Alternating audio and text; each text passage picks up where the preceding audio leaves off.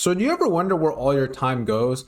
Well, there's a lot of different time wasters that you may not even realize, because a lot of you may know the obvious ones, video games, pornography, all these type of things that everyone already knows are wastes of time. But there are some things that you may not be aware of that are time wasters. So these are 10 additional time wasters that you must avoid. Hello everyone, my name is Jonathan Aquino and I help teach the next generation. So these 10, I hope for the most part, are ones you may not 100% necessarily consider as time wasters, but these for the most part are. We're going to start off with a pretty easy one: excessive social media usage. So when I mean excessive, I mean you are just scrolling for hours and hours on end with no real purpose. There's a difference between using social media and then wasting time on social media. Those of you who use social media, use it to briefly chat with people, or even a smaller subset of you use it for business purposes or networking purposes. Everyone else, however, falls into the second category of, just wasting time on it, just scrolling, looking for instant gratification, dopamine type of content. And that's not, nowadays, your time is more important and is better spent on other things compared to social media. And I personally found this out around the end of high school, where I was in a relationship with someone who really valued the snap streak. I don't know if you guys heard of that, but basically if you send a Snapchat to someone and they respond back in the same day, you get a boost of a number. Wow! It means nothing, because what people will do, and when it clicked, I was like, this is so stupid. I eventually got to a point where people would just send you a picture of a black screen with an S on it, or they just send you a picture of a face with an S on it. Like, what? I thought this was social. We're just sending the letter S to each other. And she was getting mad about it because she was like, but this number means that we've been talking for 2 years. Yes, correct. I've also been talking with you 2 years in person, over the phone. The snap streak doesn't mean anything. It's just a number. If I want to speak to you, I'll go visit your house. I'll call you on the phone. There's no real reason for it. So in terms of limiting this social media use, I would honestly just delete it off your phone, or find ways to limit it. I know there's a bunch of apps that will help limit how much time you spend on them, because they are in essence a waste of time if you're not utilizing them for business or for networking purposes. That's just my opinion on them. If you have a different opinion, great. I love differing opinions, but otherwise that's just my personal take on social media. Just not necessary. Now, the following ones are more ones that you may not realize. So following this, we have unnecessary meetings. I have been in several meetings before when I was an instructor, where the second place I was working at, it was more meetings than the first, because the meetings were basically, I led them and I went, all right, here's what we're going to do. You guys teach this class, I'm teaching this class. If any shit happens, the master will take care of it. And we all agreed. That was kind of how it was. In this one, we had meetings every once in a while, but they were pretty goddamn pointless, where you could have just sent an email beforehand or texted us beforehand, because we would spend 30 minutes in between the last after school class and then the following class, which is an hour later. We would spend half of the time in a meeting, which was completely pointless, because the master or the head instructor would just bring up points that all the instructors knew, but no one would respect, because they would say it in just such a mundane, boring manner that wouldn't incite, excitement into you. I'm speaking in a commanding, exciting type of tone. They were kind of just talking like this, just kind of bringing up points, making sure we got it. Does this excite you? Does this give you motivation to do work? Because I know that it didn't for me. This type of voice would, because it's exciting, it's powerful, and the meetings just didn't really do anything. So in the end, it got to a point where they said meeting, and I would just say, I'm going to the bathroom, and just wouldn't come out until the meeting was done, because I just didn't mean anything if we're just going to go over the same things and nothing happens. So if you have a position where you have meetings, try and find any way possible to make sure you get out of ones that just aren't necessary, or try and find ways to make sure that the meetings you are in are quick and efficient, that there's no like delegating. It's like, okay, so we're gonna try and talk about this. No, here's the game plan. Let's get through it quick and let's get back to work. That's my 2 cents on meetings. Following this, multitasking. You cannot multitask. I know it sucks. I've tried and it doesn't really work as well as you think. A lot of us feel like we can multitask, and sure, we can, but the effort that happens when you multitask is like a bajillion times worse than if you were to not multitask.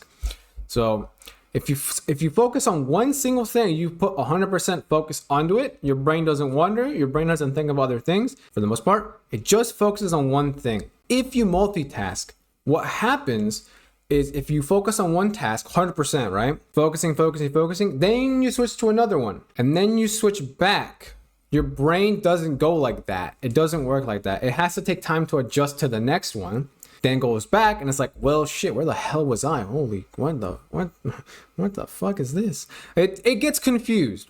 I believe it takes like 15 minutes to adjust between each, switching task. So you have to focus on one task, start the next one, and you gotta wait 15 minutes to get maximum efficiency in that one. Then if you want to switch back, you gotta wait another 15 minutes to even get them. Like, just focus on one thing. Don't overthink it. Focus on one thing, put all your effort into it, and just focus on it. Genuinely, quality of work goes through the roof. Focus goes through the roof. You might even get it done like a million times faster compared to if you tried to do 2 things at the same time. I have found this out like over the years, and I've accepted I can't multitask. I won't try and multitask. I'm just gonna single task because that seems to have been working very well for me. Number 4, time waster, procrastination. In the sense of you're just putting something off that you have to get done anyway. Why would you continuously put something off if you know you have to get it done? The best way that I managed to overcome this procrastination was breaking down big projects or big assignments into smaller sections. So if I have a 20-page essay, one day I would just do research. The next day I would just do an outline. The next day I would just do 1 page. The next day, another page, and so on and so forth until around the deadline. It's like, well, I have an essay completed. Probably have to finish out the bibliography and such, but otherwise, like, I'm done. Whereas I feel like you would relate to this, where you would go, oh, I have this essay due, and I haven't started, and I have to do it in 6 hours. It doesn't end well for you. And trust me, I would know, and that never ended well for me. The highest, I would still get A's, but the following couple of days, I would be drained, exhausted, and I'd lose time because I just wouldn't be able to do the things I would want to do because I wasted 6 hours, or 6 hours over 30 minutes over the span of weeks. And it's so much better this way. I'm telling you, I did this on my last 2 years of college. It was so damn easy. That last semester, I had 4 essays. I did them all a month or 2 before they were due, and I just did them bit by bit. So I did half a page, or I would do things around it, and I got it done a month in advance. I got back a month of time because I just said, fuck this, I'm doing the essays now, I ain't putting that shit to later. You may not want to go that crazy, but just start breaking them down into smaller steps, and I feel like you'll see the benefit of just breaking them down. It could also apply to entrepreneurship or business work as well, but school was the one that really emphasized this for me.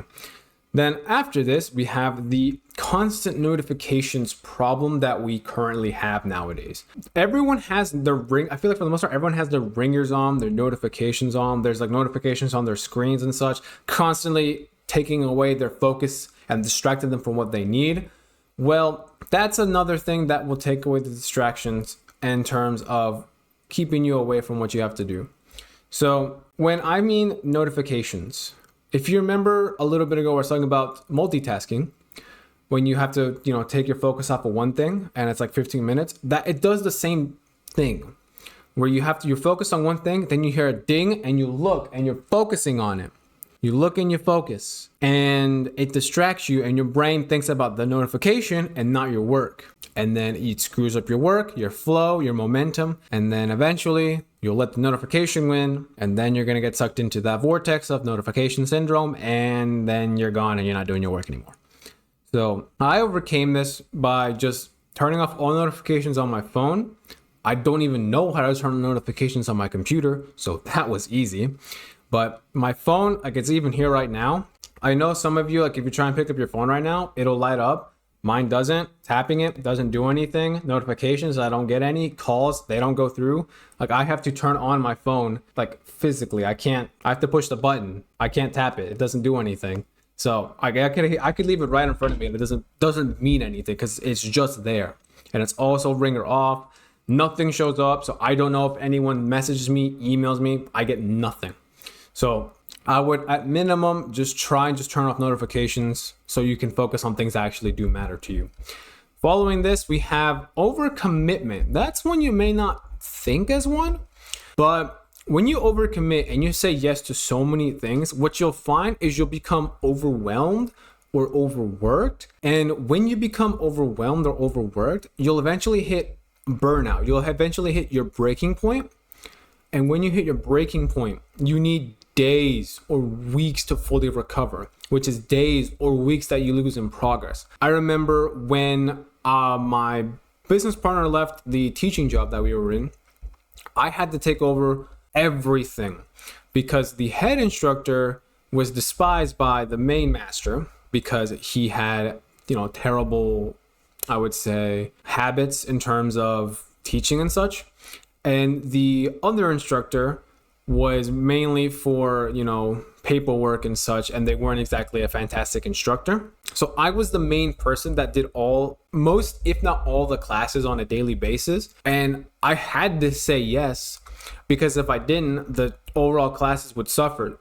But what I came to realize is around the time that I was leaving, I was so dead. I was so burnt out. I was so tired. I knew, looking back on it, I wish I would have just said no on some of the classes and some of the days I was going to teach, because I would have gotten back more a return on investment in terms of recovery and time to myself. I was being too selfless when I should have been selfish for my health. So when it comes to that one, I would say just be polite and say no if you know you can't do it. Don't say yes even though you know you can't. Say no. They'll understand. If you have to explain, they'll understand genuinely. And if they don't understand, it says a lot more about them than it says about you. I'm just saying. Anyway, then we have a different one where inefficient, I would say email management. This was a bit of a small one. I remember when I used to have thousands of emails on my personal and then on my business for different random things. All I did, and what I would recommend you do as well, is you can have, organized blocks where you could have like urgent stuff, get back to later, kind of organize them that way. What I just do nowadays is I just archive all, because it doesn't delete them, but it gets them out of the way of your, current emails. So I have no emails ever on my business and on my personal. If something shows up, it's like the only thing that shows up in terms of emails. So I would say try and figure out a way to organize it. I believe there's a YouTuber called Jeff Sue who's got a fantastic email management that I used to use. So I would definitely check that out. It was a fantastic email management system. Following this, I just hit my keys. Perfectionism wastes time. As someone who wanted to be a perfectionist on their essays, on their projects, it's not really worth the time investment because you only get a little bit of improvement, I would say. I know in the first couple of years of college, when I tried to be a perfectionist and try to get the best grades, I usually kind of spread myself thin in terms of I have to do all of these things, but I don't have that bandwidth or that brain power to do that. So it would always fall short, and I'd always feel like shit afterwards because I would get like a C or a B, and it's like, well, if that's it. But when I took the step back and go, as long as we get it 99%, as long as we have it so it's 99% and good enough, it's great. So I'm not stressing over. It's like, oh man, but what if, oh shit, but what if I could do this? It's like, no. Is it done? Is it the best effort that you could have done? Submit. I don't think I got anything lower than like a 90 because I wasn't stressing on perfectionism. I just did the work. I did the assignment. And if I did it wrong, the professors would let me know. I'd be like, hey, what did I do wrong? And what can I do to improve it? And they go, hey, you got to do this thing. Make sure you do this thing. Boom, done. I don't have to think about it. It's perfectionism. While in theory is great, it just proved to be too stressful on me. And if you're suffering from like the idea of perfectionism, I would just take a step back and go, is it necessary for me to be perfect 100% of the time?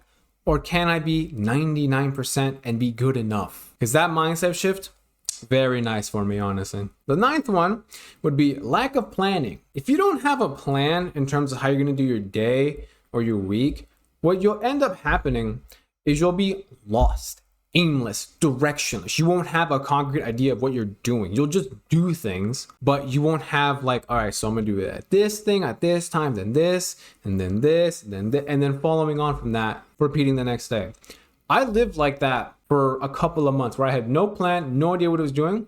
It was the worst like 4 months of my life. I didn't know what I was doing. I had no goals, no aspirations, no nothing. I was a no one at that time. Nothing, nobody. No one would even like recognize me because I was just a no one. When I figured out what I wanted to do for to-do list, daily planning, weekly goals, daily goals, when I figured that out, that's when everything started coming together. That's when instead of wasting my time on things that didn't matter, I slowly started building up habits like the gym, like working, like my business. I started building instead of wasting. I would recommend at a minimum, just set a calendar, time blocked calendar. So you know at a minimum when you go to sleep, when you eat, when you do work. If you can just figure that out, you can build the rest of your day around that. That's what I did at the start. And now I have a pretty good system going on. So that would be my ninth time waster. Finally, if you have poor time management skills, overall, not going to end up doing great. If you're not using your time wisely and you're just spending it on things that don't matter. I know for me, for a long time, it was video games. I would spend minimum, 20 hours, 30 hours a week on video games that could have been used on building a business, building up my physique, building something. I didn't. So when I was in college, I kind of wasted that time. So I was like 18, 19, 20. I wasn't really doing it. When I want to say mid 21 or 22, somewhere around that point. I think it was mid 22. I kind of finally understood what I had to do and finally got started on working. But I was already like 2 years behind on my progress. So right now, the current version of me is trying to get back like 3 years of progress I've missed. I'm doing great. I can give you an example how far I've come. When I first started, really going and dedicating my time to the gym, I was about 150, 155. I currently weigh around 180. So that's a big goddamn difference. I lift 4 or 5 times more than I used to. And I can give you a good idea of what it is. Instead of lifting, when I first started, 15-pound dumbbells for bench press, this one, on the flat back, I could barely do like 2 or 3. A couple of days ago, I was able to do the same exercise with 65-pound dumbbells. Like, that's how much progress I could have made in the time that I wasted. But I have to do it now because I wasted the time now because I didn't have proper time management skills. All the things I've mentioned, I did all of it. Procrastinate, multitask, unnecessary meetings, excessive. I did it all. So these are all things that I've done. And these are all things you should not do. Do your best to avoid all of these. If you can avoid all of them or slowly over time avoid them all, you're going to be so much better. You're going to have so much time. There's so much that you're going to be able to do. And it's because you're avoiding the time wasters. Now, there's some other ones that I've mentioned already, but these 10 are ones that you may not realize are time wasters. So if you want to make sure you improve your time management skills, learning how to avoid these and any other ones and improve it in general, there's a link in the description below for my coaching package. It's going to get you in contact with myself. And we're going to get together. I'm going to do whatever I can to make sure you get to an elite level of time management. So you have total control over your time.